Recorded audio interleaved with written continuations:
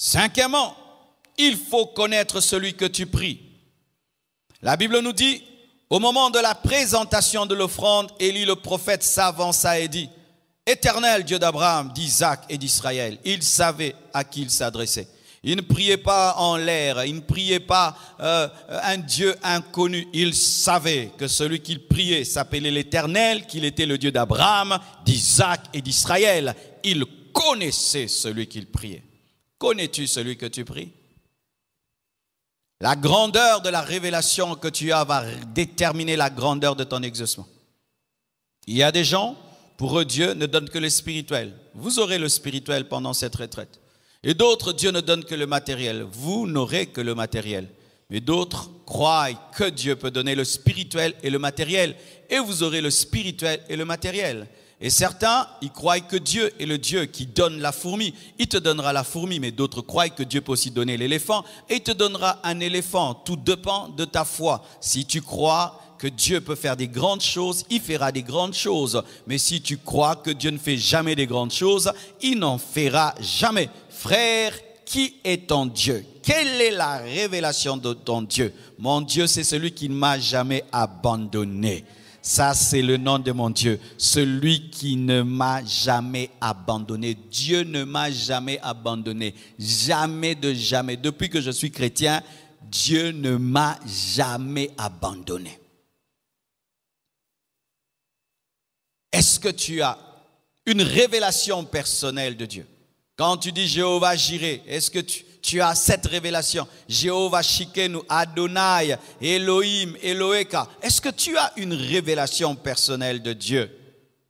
Dieu d'Abraham, Dieu d'Isaac et de Jacob, éternel, celui qui n'a ni commencement ni fin. Il est en train de prier, celui qui n'a ni commencement ni fin.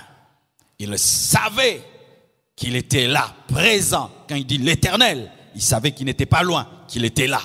C'est pourquoi les prophètes de Baal criaient. Lui n'a pas crié parce que c'était l'Éternel. Il savait qu'il était là. Quelle est ta révélation de Dieu?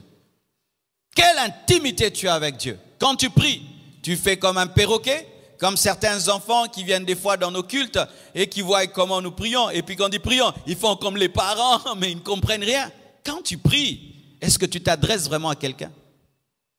Quand tu pries, est-ce que tu crois que Jésus-Christ est là? Quand tu pries, est-ce que tu crois que Jésus-Christ est ressuscité?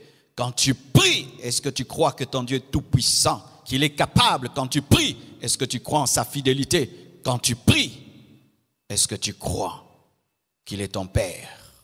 Quelle est ta révélation? Éternel, Dieu d'Abraham, Dieu d'Isaac et de Jacob, donc le Dieu des alliances. Alléluia. Le Dieu des alliances, Dieu d'Isaac, Dieu de Jacob, Dieu d'Abraham. Il connaissait son Dieu. Il savait sur quoi il se tenait. Est-ce que tu sais sur quoi tu te tiens et sur qui tu te tiens et devant qui tu te trouves? Certains, votre manière de prier, on voit que tu ne traites pas Dieu comme un roi. Devant les autorités de ce monde, il faut voir comment tu es respectueux. Mais à l'église, tu n'es pas respectueux. Tu n'as aucune révérence dans ta manière de te tenir devant Dieu. Mais tu vois comment tu es à carreau devant les autorités de ce monde. Comment tu es respectueux devant les autorités de ce monde. Mais quand il s'agit de Dieu, tu es négligent. Pourquoi? Ton Dieu est petit. Et comme il est petit, il fera des petites choses dans ta vie. Commence par respecter Dieu avant de réclamer des grandes choses. Commence par honorer Dieu avant de réclamer des grandes choses. Commence à le traiter comme un roi avant de réclamer qu'il te traite comme un prince. Car s'il n'est pas roi, comment il va te traiter comme un prince?